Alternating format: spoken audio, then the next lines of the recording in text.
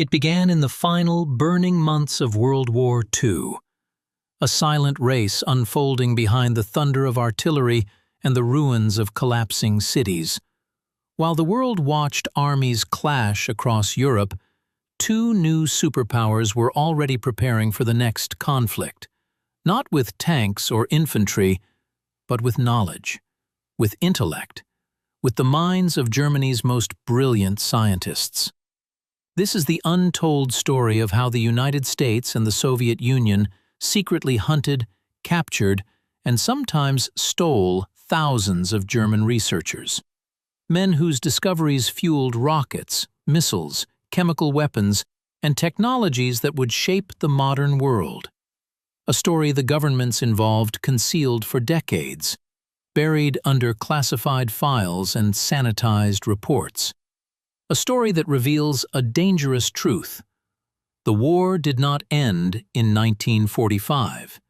It simply changed shape. A world in ruins, and a prize hidden in the rubble. When Nazi Germany fell, it left behind more than ruins and atrocities. Deep in its laboratories, factories, and underground bunkers lay some of the most advanced scientific work humanity had ever seen.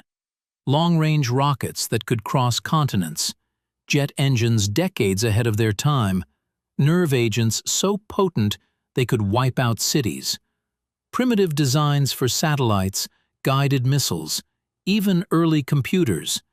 The Allies were shocked by what they found, and even before Germany surrendered, both the US and the USSR realized a terrifying possibility. Whoever captured these scientists could dominate the next century. And so began one of the most secretive, morally ambiguous intelligence operations in history. Operation Paperclip, America's hidden recruitment machine. In the West, the United States created a program that would remain classified for almost half a century. Its name sounded harmless: Operation Paperclip. In reality, it was a massive effort to identify, extract, and transport German scientists to America, even if they had worked for the Nazi regime. Rocket engineers, chemists, doctors, mathematicians, even aviation experts, all were considered assets in the coming Cold War. At first, the U.S. military had one strict rule: no one with a Nazi past could be brought into the United States. That rule was broken almost immediately.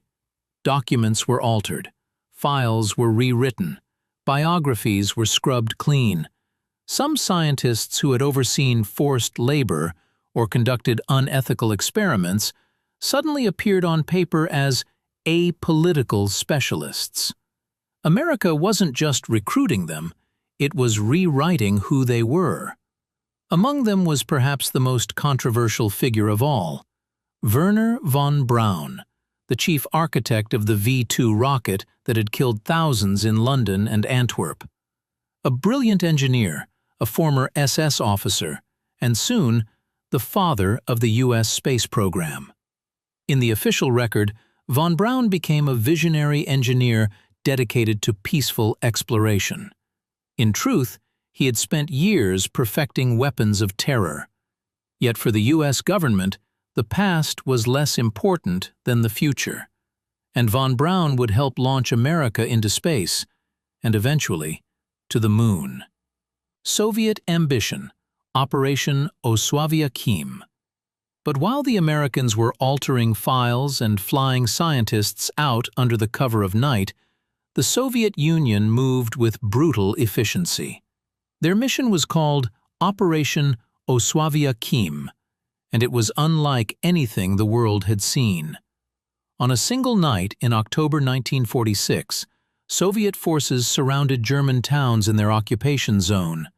Soldiers knocked on doors, ordered scientists to gather their families, and escorted them to waiting trains. Thousands of researchers, physicists, engineers, weapons designers were shipped to secret facilities deep inside the USSR. They were not invited. they were taken. Many lived for years behind barbed wire, working under strict surveillance. Their knowledge became the backbone of Soviet missile technology and the early space race. Some contributed directly to the development of nuclear weapons. Just as America did, the Soviet Union erased uncomfortable details. To the outside world, these breakthroughs were the triumphs of the Soviet system. In reality, they were built upon the minds of Germany's conquered scientists, some willing, some not. A moral compromise shared by both sides. For decades, the US and USSR portrayed themselves as ideological opposites: freedom versus totalitarianism, democracy versus authoritarianism. But when it came to exploiting German knowledge, they acted with the same ruthlessness. Both superpowers recruited scientists with known Nazi ties, hid those connections from the public, buried entire wartime histories under classified stamps, used the results to build weapons of unprecedented power. Governments justified it by saying, "The other side will do it if we don't." And perhaps that was true.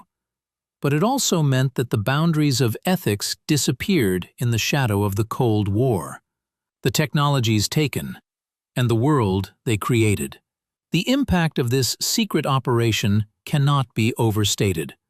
From Germany's laboratories came ballistic missile technology that evolved into intercontinental nuclear weapons, jet aircraft research that accelerated the birth of the modern Air Force, nerve agents like taboon and sarin, which reshaped global chemical warfare protocols, rocket propulsion systems that pushed humanity into space, advanced medical data, often gathered through horrific experiments.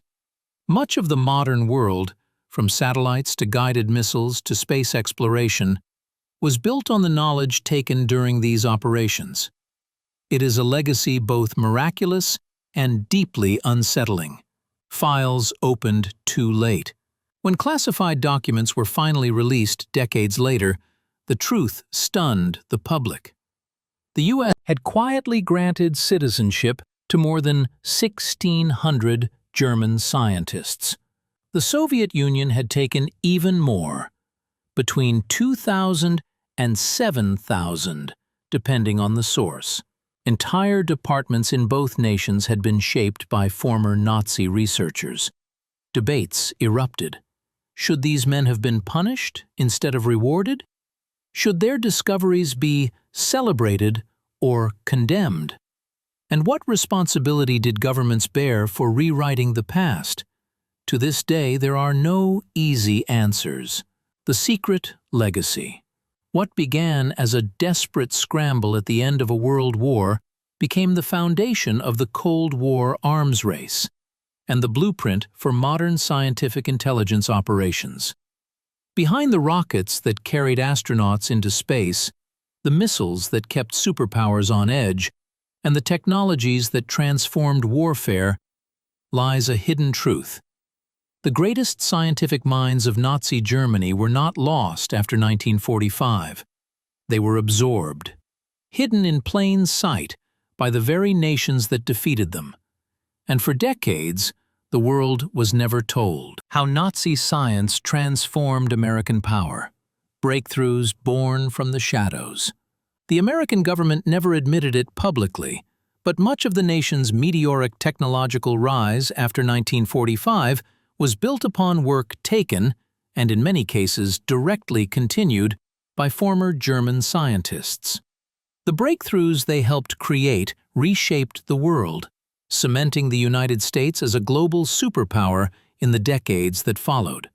One of the most dramatic examples was the rapid evolution of ballistic missile technology. Germany had already demonstrated the terrifying potential of the V-2 rocket, the world's first man-made object to leave the Earth's atmosphere. Under the leadership of Wernher von Braun and his team, America transformed these early designs into the Redstone, Jupiter, and eventually Saturn rockets. These machines didn't just serve military purposes, they carried the first American astronaut into space and later launched the Apollo missions that placed humans on the moon. The single greatest achievement in U.S. scientific history was built on the blueprint of a Nazi weapon. In aeronautics, the integration of German engineers revolutionized American air power. Jet propulsion systems inspired by German designs led to the development of aircraft capable of speeds and altitudes that Nazi test pilots had only dreamed of. Projects that began as captured prototypes became the backbone of the U.S. Air Force's early jet fighters. The progress was so fast, so dramatic, that intelligence analysts from other nations assumed the U.S. had discovered a new form of propulsion. In reality, it was simply German research pushed further than Germany itself ever could. Even medicine and toxicology saw disturbing advances. Though much of this information came from horrific experiments that should never have been conducted, the U.S. quietly absorbed troves of data on hypothermia, high-altitude survival, extreme exposure injuries, and chemical agent effects. Researchers used this knowledge to develop safer pilot equipment, new emergency treatments, and better protective gear for soldiers. It is a deeply troubling legacy, one that saved lives but was born out of suffering. And then there was computing.